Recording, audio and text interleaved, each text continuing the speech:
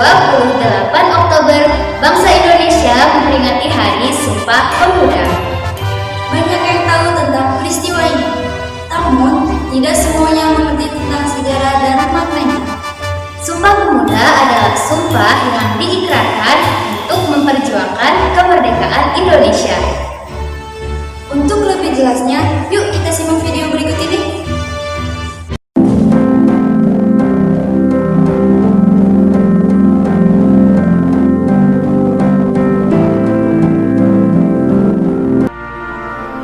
"350 tahun lamanya, Belanda menjajah Indonesia. Selama 3,5 abad itu pula, bangsa Indonesia tidak lagi mengenali negerinya sendiri dan tidak lagi memikirkan kepentingan bersama. Belanda telah berhasil memecah belah persatuan, mencerai-berai bangsa Indonesia ke dalam kelompok-kelompok kecil yang lemah. Tidak diperbolehkan kita berkumpul dan bersatu. Tak ada kesempatan untuk berunding memahami keadaan bangsa.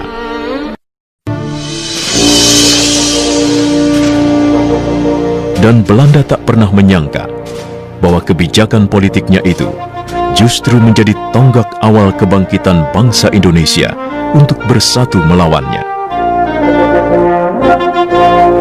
Pada masa itu, untuk keperluan pendidikan, pemerintah Hindia Belanda bahkan mendirikan gedung-gedung sekolah. Salah satunya Gedung Stovia yang ada di Batavia, sebutan Jakarta masa itu.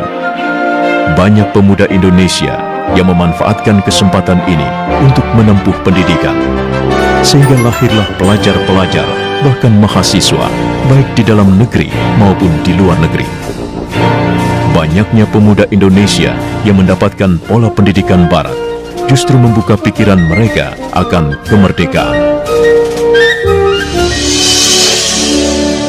Buah dari pemikiran itu, Sutomo mendirikan sebuah organisasi pemuda bernama Budi Utomo pada 20 Mei 1908 yang kemudian diperingati sebagai Hari Kebangkitan Nasional.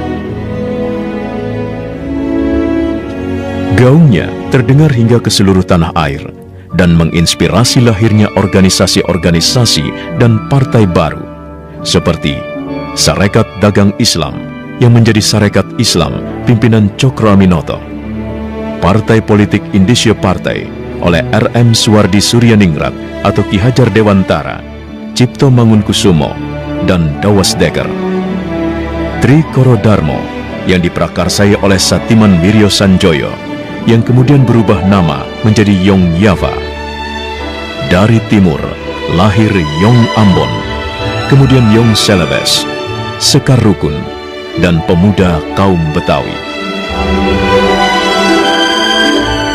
Sementara itu, tokoh Perhimpunan Indonesia di negeri Belanda juga tak ketinggalan membuat pergerakan.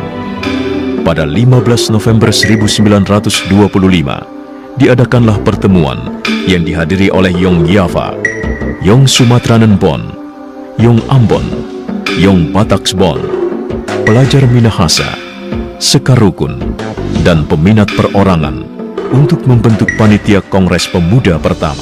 Kelanjutan dari pertemuan itu adalah terselenggaranya Kongres Pemuda pertama pada tahun 1926.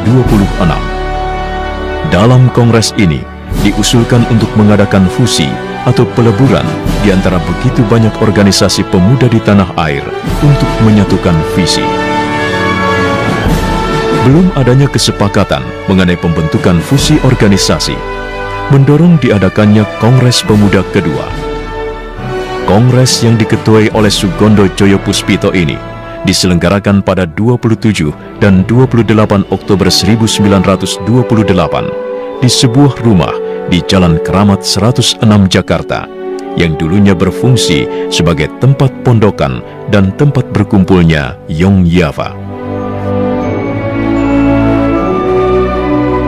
Sebelum putusan Kongres dilaksanakan, W.R. Supratman memperdengarkan lagu gubahannya yang berjudul Indonesia Raya lewat ayunan biolanya.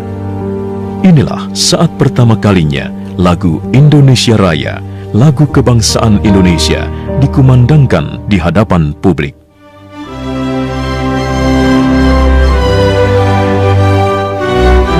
Seluruh peserta kongres yang hadir tampak terpukau dan tersihir dengan alunan biola W.R. Supratman.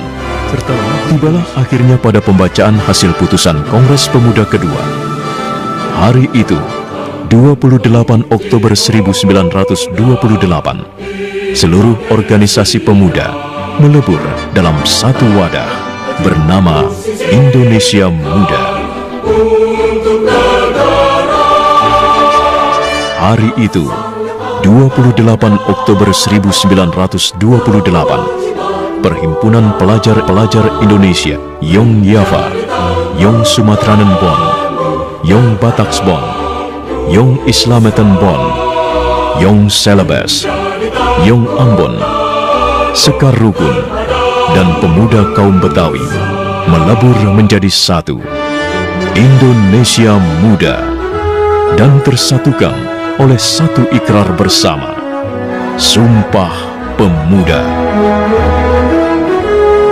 Pertama, kami, putra dan putri Indonesia, mengaku bertumpah darah yang satu, tanah Indonesia. Kedua, kami, putra dan putri Indonesia, mengaku berbangsa yang satu, bangsa Indonesia. Ketiga, kami, putra dan putri Indonesia, menjunjung bahasa persatuan, bahasa Indonesia.